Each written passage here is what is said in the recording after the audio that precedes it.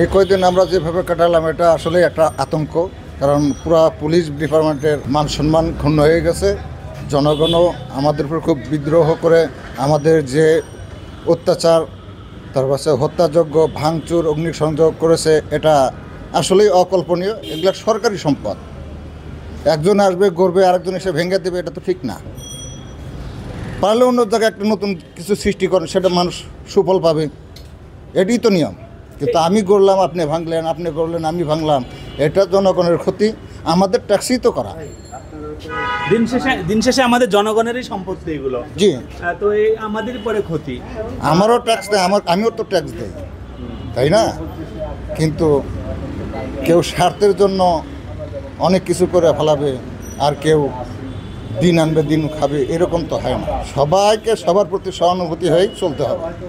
বাংলাদেশে 652টি থানা, তার মধ্যে 470টি থানায় পুড়িয়ে দিছে, ভেঙে দিছে, এবং যেগুলা সদস্য ছিল তাদেরকে কিভাবে হত্যা করছে, এটা জাতির কাছে প্রশ্ন।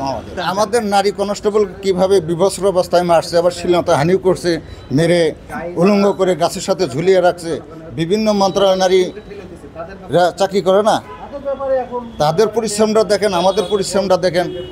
আমরা রাতকে রাত মনে করি না, দিনকে দিন মনে করি, ঝড় তুফানকে আমরা ঝড় তুফান করি মনে করি না। যদি রাস্তায় অ্যাক্সিডেন্ট হয়ে একটা যদি লোক মারা যায়, আমরা তৎক্ষণাৎ তার চিকিৎসার ব্যবস্থা করি, তার সৎ কাজের ব্যবস্থা করি।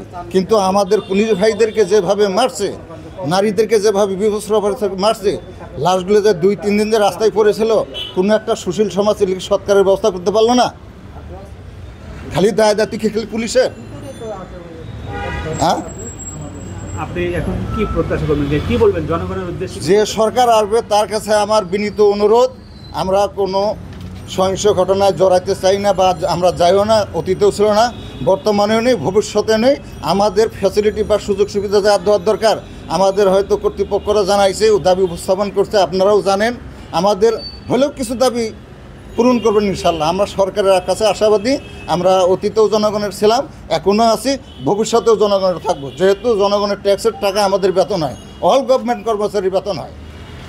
অনেকেই বলছিল যে স্বরাষ্ট্র মন্ত্রণালয়ের অধীন থেকে নিয়ে এটি স্বায়ত্তশাসিত প্রতিষ্ঠান করার জন্য আপনাদের পুলিশ সদস্যদের দাবি ছিল একটা, এটি আপনি কি ভাবেন? এটা যদি দাবি করে থাকে, ঊর্ধ্বতন কর্তৃপক্ষ আছে এবং সরকার আছে, তারা বসে যেটা ফাইসলা দিবে একটা, সেটি আমাদেরকে মেনে নিতে হবে, মেনে নিয়ে কাজ করতে হবে অবশ্যই। এখন যেভাবে স্বাভাবিক দেখা যাচ্ছে, তাতে দেখা যাচ্ছে স্বাভাবিকের মধ্যে আতঙ্কটা মনে করা যাচ্ছে যে অনেকটাই শিথিল হয়েছে। তবে থানার পরিস্থিতিতে যেহেতু সবাই একটু বাইরে আছে, স্যাররা অফিসে আসে নাই, স্যার আছে বাসায়, আর আমাদের আশপাশে পুলিশ সদস্য কিছু আছে, আর আমরা কয়েকজন থানার মধ্যেই আছি। আমাদের যে ভাইরা আছে, যে একটা ব্যাটালিয়ন ভাইরা আছে, এদের নিয়েই মনে করেন যে মোটামুটি ইনশাল্লাহ এখন নিরাপদের মধ্যেই। আমরা তো সবসময় দেখেছি যে পুলিশ হচ্ছে জনগণের বন্ধু হিসেবেই পরিচিত ছিল, এবং জনগণও পুলিশের সঙ্গে একটা ভালো সুসম্পর্ক ছিল। এই যে সম্পর্কে যে ফাটলটা, এইটার পিছনে আপনি কি মনে করেন? আসলে কেন মানুষের সঙ্গে আপনাদের এই বৈরিক সম্পর্ক তৈরি হলো? এখন এটা যে কি হয়ে গেল আল্লাহ পাকই ভালো জানে।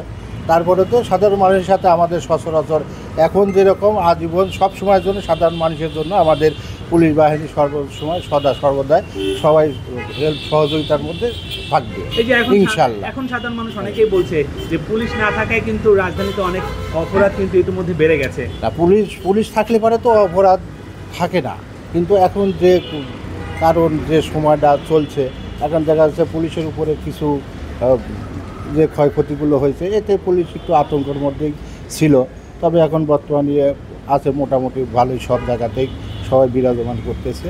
আবার যাদের কর্মশৈলী আসার দিয়েছে, প্রস্তাব দিয়েছে আমাদের আইজি মহোদয়ের যে স্যার, সে সবাই আস্তে আস্তে আসতেছে, হয়তো কেউ ভিতরে আসতেছে না, হয়তো আশপাশে যোগাযোগ মাধ্যমে আছে। গতকাল এবং পরশু আপনাদের পুলিশ সদস্যরা রাজারবাগে এটি বিক্ষোভ করেছে। তারা বলছিল যে উপরের মহলের নির্দেশে তাদেরকে অনেক সময় জনগণের বিপক্ষে কাজ করতে হয়।